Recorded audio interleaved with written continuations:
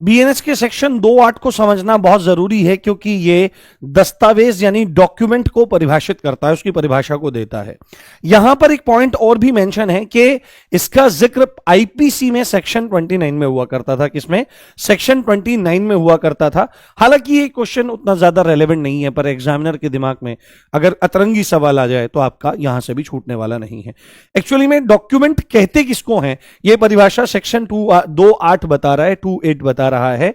किसी भी पदार्थ पर, किसी भी सब्सटेंस पर अक्षरों यानी कि लेटर्स, अंकों यानी कि फिगर्स, चिन्हों यानी कि मार्क्स की मदद से अभिव्यक्त या वर्णित, डिस्क्राइब्ड कोई भी मैटर, कोई भी विषय डॉक्यूमेंट कहलाता है। यानी कि सिंपल अगर वे में बताने की कोशिश करें तो कोई भी डॉक्यूमेंट एक्चुअल में क्या है, किसी पदार्थ पर जब हम अक्षरों, अंकों या चिन्हों की मदद से किसी भी विषय को एक्सप्लेन करते हैं या बताते हैं, वो डॉक्यूमेंट है।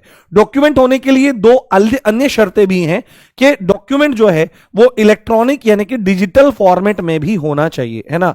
वो डिजिटल फॉर्मेट में भी कन्वर्ट होना चाहिए या हो सकता हो, और जिसका उपयोग, जिसका यूज किया जा सकता है एक साक्ष्य की तरह से, एक साक्ष्य की तरह से, उसको क्या कहेंगे प्यारे? उसको डॉक्यूमेंट कहा जाता है। आपको क्लियर हो गया होगा।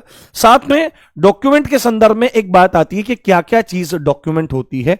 तो कोई भी कॉन्ट्रैक्ट यानी कि कोई भी संविदा, कॉन्ट्रैक्ट, संविदा, इसी को साधारण भाषा में ठेका कहा जाता है। ठेका वो वाला नहीं है,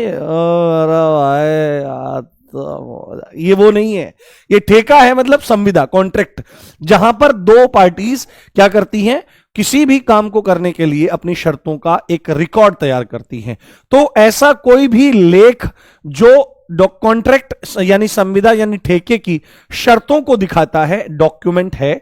साथ में बैंकर पर दिया गया चेक, यानी कि सीधी सीधी बात है, बैंक की तरफ से दिया जाने वाला कोई भी चेक एक डॉक्यूमेंट है।